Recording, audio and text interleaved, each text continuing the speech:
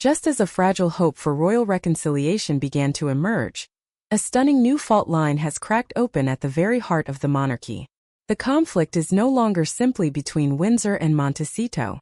A far more dangerous civil war is now brewing between the king and his own heir, Prince William. While King Charles has taken what some see as courageous baby steps to mend the rift with his prodigal son, Prince Harry, the Prince of Wales is reportedly not just stepping back. He is actively standing in the way. According to one respected royal commentator, when it comes to healing the House of Windsor, Prince William himself has become the big problem. This is Royal Herald. And today, we deliver a special report on the dangerous ideological divide between a father who wants peace and a future king who demands consequences, a conflict that threatens the very stability of the crown. Before we break down this unprecedented royal power struggle, we ask for a moment of your time. To support our mission of delivering these in-depth reports, please subscribe to Royal Herald, give this video a thumbs up, and activate the notification bell. Your engagement allows us to continue our work. The story begins with a gesture of paternal hope. King Charles, in a move that surprised many, held a private meeting over tea with Prince Harry at Clarence House. Shielded from the media, this 55-minute encounter was the first significant step towards dialogue in years. The official confirmation from both Buckingham Palace and the Sussex team, though brief, was seen as a potential thawing of the ice. For a moment it seemed possible that the king, facing his own health challenges, was determined to heal his fractured family. But behind the scenes, this act of fatherly compassion was reportedly viewed as an act of strategic weakness by his own heir. While the king was opening a door, Prince William was working to ensure it remained firmly bolted shut. Respected royal commentator Daisy McAndrew, speaking to The Sun, delivered a bombshell assessment that has sent shockwaves through the palace. The Prince of Wales, she stated bluntly, doesn't want anything to do with Harry.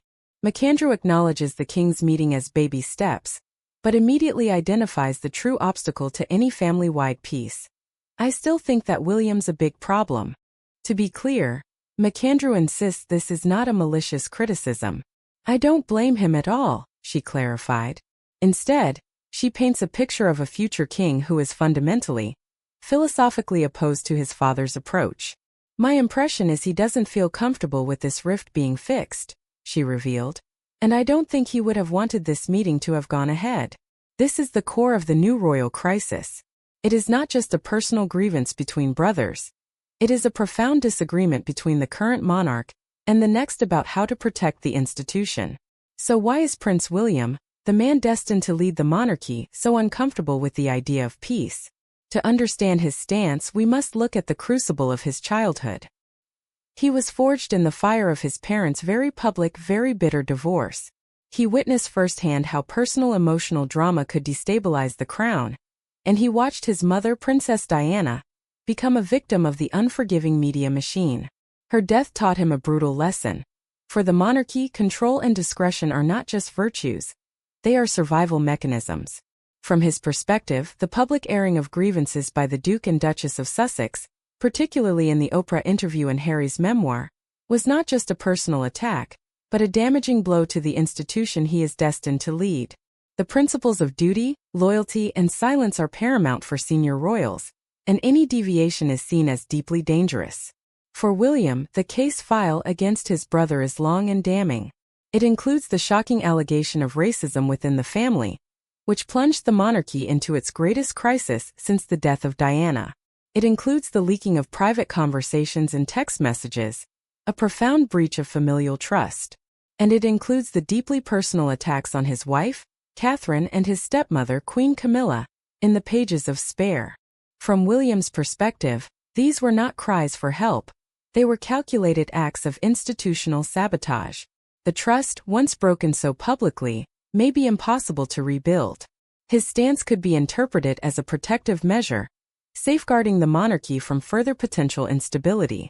This divergence in approach between King Charles and Prince William is significant as it touches upon the very direction of the monarchy's future. King Charles, himself the product of a more emotionally reserved upbringing under Prince Philip, has spent a lifetime cultivating his own sensitivities. He seems driven by a desire for familial harmony, especially in light of his own health. Prince William, on the other hand, appears to be prioritizing the stability and integrity of the institution, perhaps believing that a premature or forced reconciliation could be detrimental in the long run. This ideological split has led to a quiet civil war among the courtiers.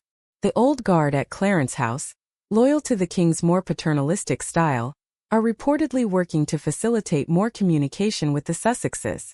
But the new guard at Kensington Palace, the young pragmatic strategists who surround Prince William, see the Sussexes as a toxic asset that must be contained. This creates a dangerous power dynamic, a war of the Waleses between the current and future king. The dream of the Fab Four, William, Catherine, Harry, and Meghan, now seems like a distant melancholic memory. The absence of a united front between the king's two sons continues to cast a long shadow over the institution. How will the monarchy, an institution that thrives on symbolism and unity, navigate such a public and deeply entrenched familial division? The ghost of their mother, Princess Diana, is the unspoken battlefield in this war. Both sons believe they are protecting her legacy, but they are doing so in entirely opposite ways.